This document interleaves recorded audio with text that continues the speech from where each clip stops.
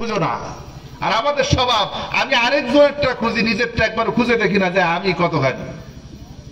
ঠিক না? শুধু অন্যের দোষ খুঁজে বেড়াই, নিজের দোষ একবার খোঁজার চেষ্টা করি না। অথচ সাহাবায়ে কেরাম ছিলেন, তারা নিজের অবস্থা দেখতেন যে আমার অবস্থাটা কি, আমি অমকের চেয়ে ভালো হইতে পারলাম কিনা, অমক তো অত আমল করে ফেলাইলো আমি পারলাম কিনা, অমক তো তাহাজ্জুদ পড়ে আমি তো পড়তে পারি না, অমক তো প্রতিদিন এক পারা কোরআন পড়ে আমি তো পড়তে পারি না, আমি কবে পড়বো। নিজের প্রতিযোগিতা এইটা করা দরকার, না করে দোষ খুঁজে তুমি কোরআন পড়ে কি করবা, তুমি তো অমক কাজ করি বেড়াও। ঠিক কিনা কর? শুধু দোষ খুঁজে। আল্লাহ রাব্বুল আলামিন পরে বলছেন ওয়ালা তানাবাযু বিল আলকাব, কেউ কাউকে মন্দ নামে ডেকো না।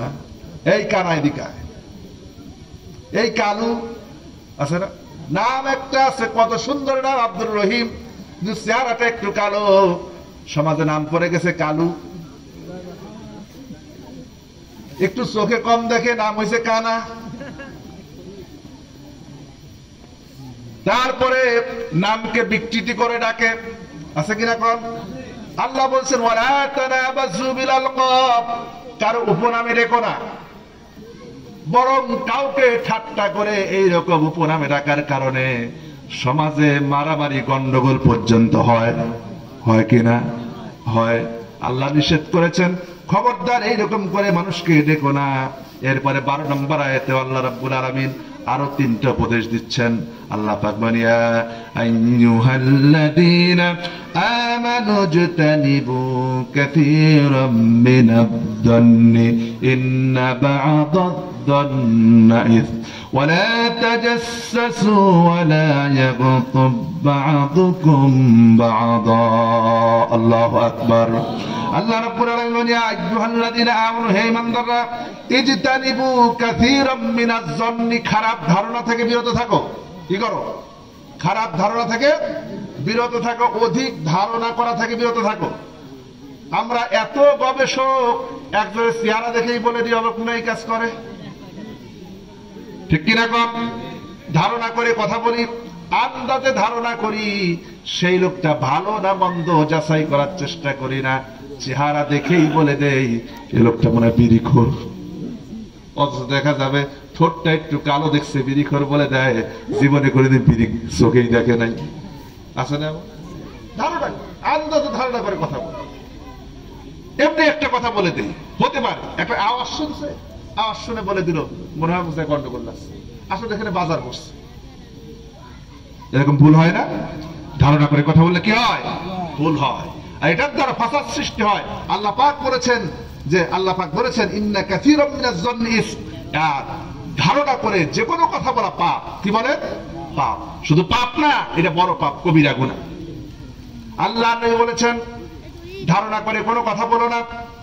যে ব্যক্তি ধারণাবশত কোনো কথা বলে সে আমার উম্মত হতে পারে না।